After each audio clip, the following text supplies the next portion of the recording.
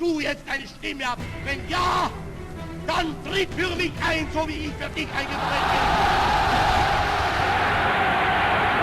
Germany உலக சக்தியாக மாற காரணம் அவர்களோட இராணுவமா, தொழில்நுட்பமா, இல்லை ஒரு வரைபடம்.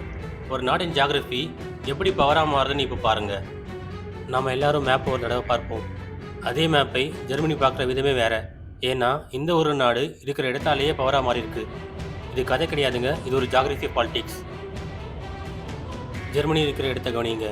யூரோப்போட நடுவில், மேற்கு, கிழக்கு, வடக்கு, தெற்கு எல்லாத்துக்கும் நடுவில். இதுக்கு அர்த்தம் என்னென்னா, வர்த்தகம் செய்யணும்னா, அவங்களோட பொருட்கள் எல்லாம் வெளியில் போகணும்னா, யுத்தம் நடந்தாலும் சரி அல்லது சமாதானம் நடந்தாலும் சரி, அடுத்த நாடுகளோட ட்ரேட் ரூட்டே இந்த பக்கம் தான் இருக்குது. யாரும் ஜெர்மனியை அவாய்ட் பண்ணவே முடியாது. ஜெர்மனியோட முதல் ஜியாகிரஃபி பாலிடிக்ஸ் அவங்களோட ட்ரேட் ரூட். அடுத்ததாக நதிகள். ஜெர்மனியில் ரிவர் சிஸ்டம் ஒரு நெட்வொர்க் மாதிரி.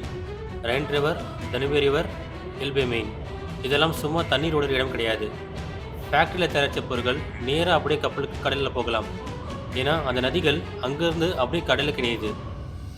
ஜெர்மனி ரோடு கட்டுறதுக்கு முன்னாடியே நேச்சுரல் ஏவை கொண்ட நாடாக இருந்தது இந்த நதிகள் மூலமாக.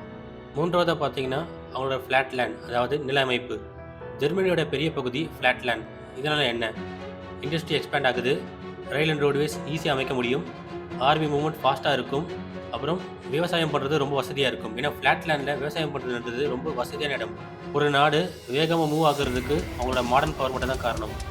நான்காவதாக பார்த்தீங்கன்னா அதோட பார்டர்ஸ். சுற்றி நாடுகள் இருப்பதனால எல்லா நாட்டுக்கான கனெக்டிவிட்டி இங்கே வருது. ஜெர்மனிக்கு நிறைய அண்டை நாடுகள். இதுக்கு ரிஸ்க்கும் இருக்குது, ஆனால் எவ்வளோ ரிஸ்க் இருக்கோ அதுக்கான ஆப்பர்ச்சுனிட்டியும் நிறைய இருக்குது. இந்த பார்டர்ஸ் ஜெர்மனியை அடக்கலை, கனெக்ட் பண்ணுது. ஐலாண்ட் நாடுகள் பாதுகாப்பாக இருக்கலாம், ஆனால் கான்டினென்டல் நாடுகள் பவராக வளர முடியும். அதை தான் இங்கே ஜெர்மனி ப்ரூவ் பண்ணியிருக்கு. North C access. இதுதான் பார்த்தீங்கன்னா அவங்க குளோபல் ட்ரேடுக்கான ஒரு ஓப்பன் டோர்.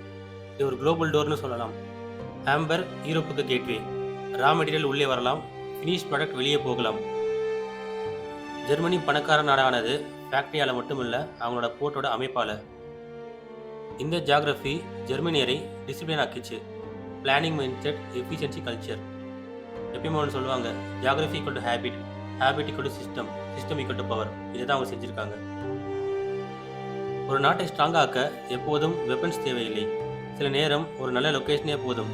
இந்த கட்டமைப்பு தான் ஜெர்மனிக்கு ஒரு பெரிய பவரை கொடுத்துருக்கு. நெக்ஸ்ட் டைம் மேப்பை பார்க்கும்போது கண்ட்ரிஸ் மட்டும் பார்க்காதீங்க, பவர் ரூட்ஸும் பாருங்கள். ஏன்னா ரூட்ஸ் தான் எப்பவுமே பெரிய பவர். இதுதான் ஜெர்மனியோட வளர்ச்சிக்கான ரகசியம். இது போன்ற பல சுவாரஸ்யமான நிகழ்வுகளை தெரிந்து கொள்ள நம் சேனலை பின்பற்றுங்கள். நன்றி, வணக்கம்.